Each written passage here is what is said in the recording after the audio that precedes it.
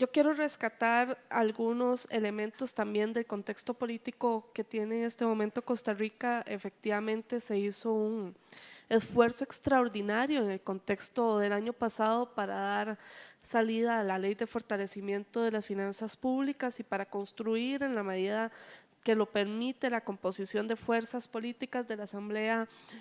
un acuerdo amplio en materia de modernización de nuestro sistema tributario, tanto en cuáles son los métodos de recaudación, pasar de ventas a IVA fue uno de los principales cambios, como se ha señalado aquí, el cual sigue estando enfocado en la posibilidad de consumo de la población, pero también en otros aspectos de modernizar y de poder generar algunos mecanismos de control y seguimiento de cómo se están dando las transacciones. Esto generó, sin lugar a dudas, un amplio espacio para el debate, que en materia de renta, a mi juicio, sí fue muy conservador y acotado, y que no permitió ampliar las posibilidades de modernizar la estructura tributaria del país, y que sigue siendo una tarea pendiente para este Parlamento, y que espero que sea algo que podamos atender en esta generación de diputados y diputadas. Sin embargo, hay algunas cosas en las que se ha avanzado en el reciente año y en esfuerzos anteriores. Efectivamente, se avanzó con la ley de fraude fiscal que ha mencionado don David, y también en la ley de la lucha contra el contrabando. Creo que uno de los grandes hitos ha sido la posibilidad de que la sentencia de la Sala Constitucional ha permitido tener conocimiento público de quiénes son los grandes evasores, y con ello dar un paso hacia la transparencia, hacia poder determinar y dar a la población mayores herramientas para el seguimiento y para poder vigilar el papel que tienen estos evasores y su compromiso y cumplimiento con este pacto social. El debate fiscal también nos generó la posibilidad de plantear que en el fondo de la estructura tributaria, de la modernización del sistema, tiene que haber precisamente un componente de justicia y de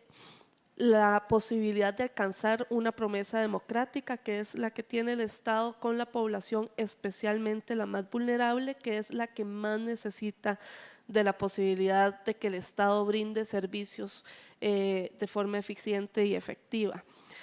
Hay otras discusiones actualmente en paralelo. Empleo público es una de ellas, que no busca una mayor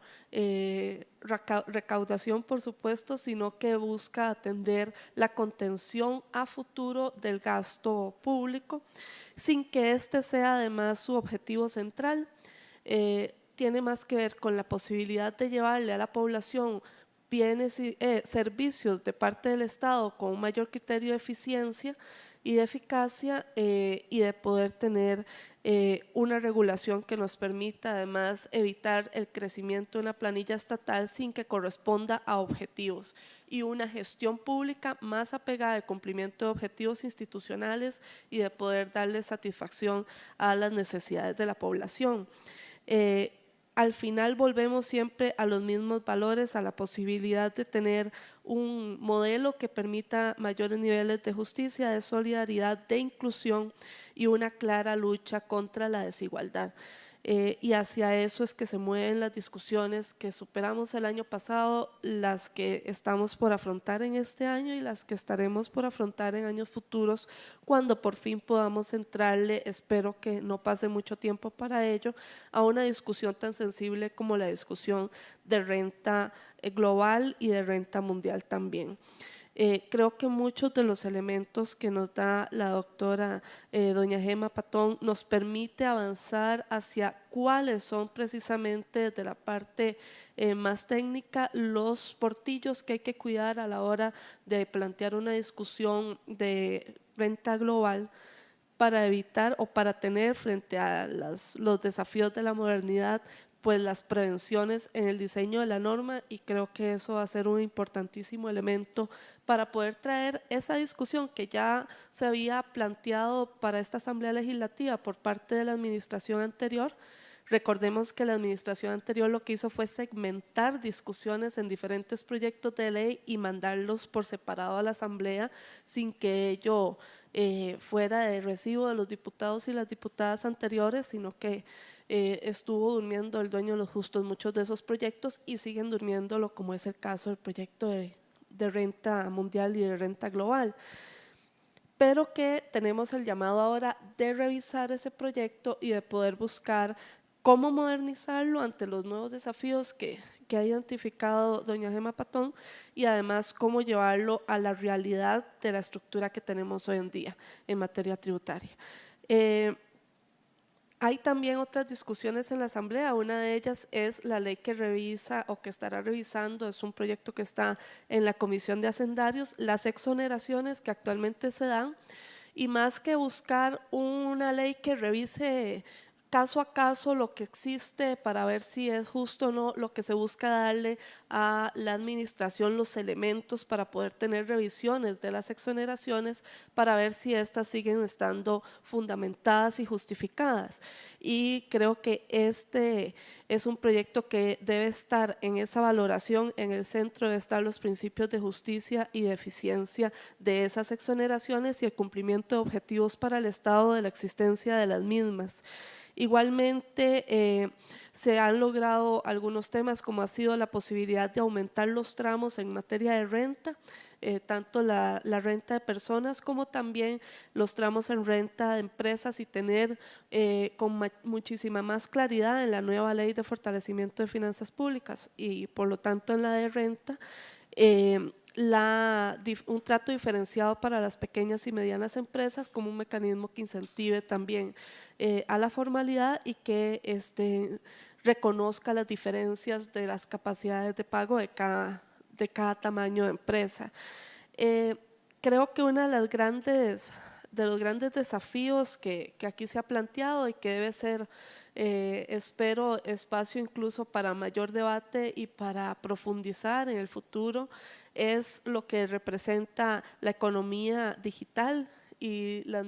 nuevos espacios de comercialización de servicios y demás que pasan por dinámicas digitales y la posibilidad de tener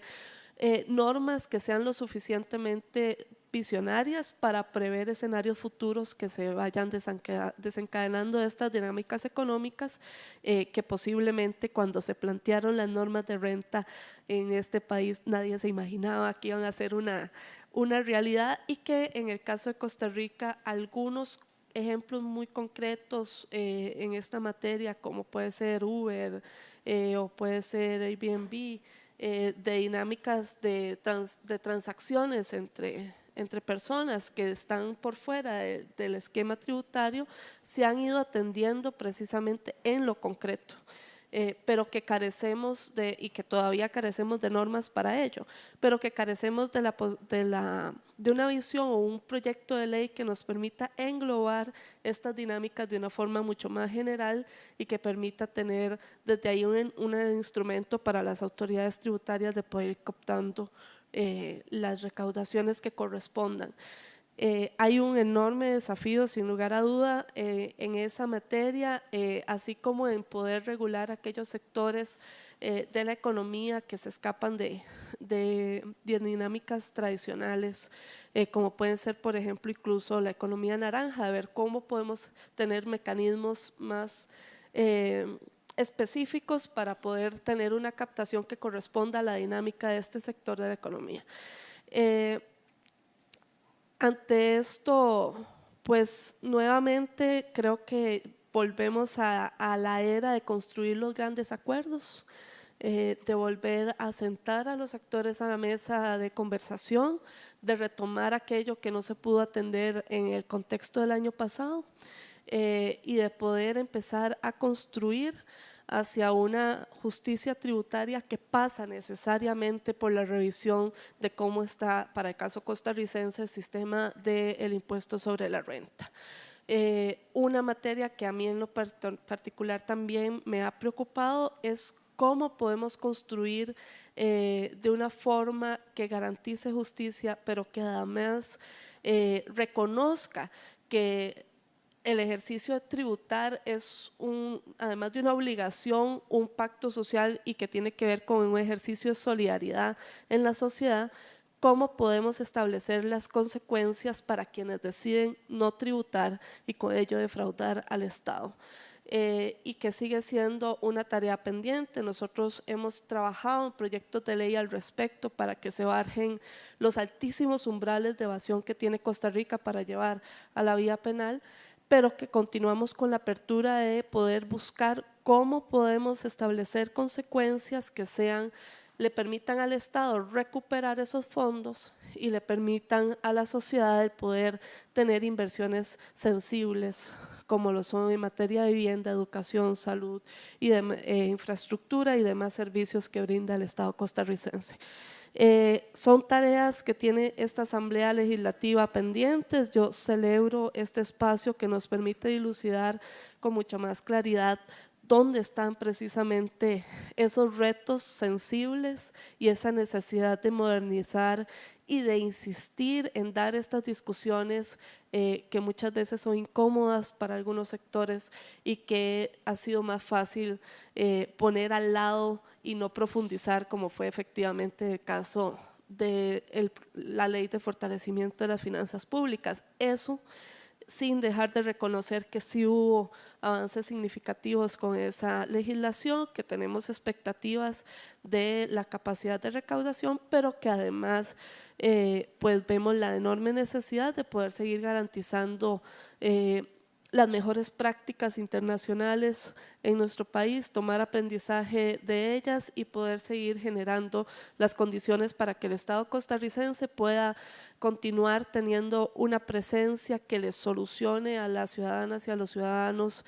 los problemas donde se requiere una presencia del Estado para generar condiciones de igualdad y equidad y de justicia social.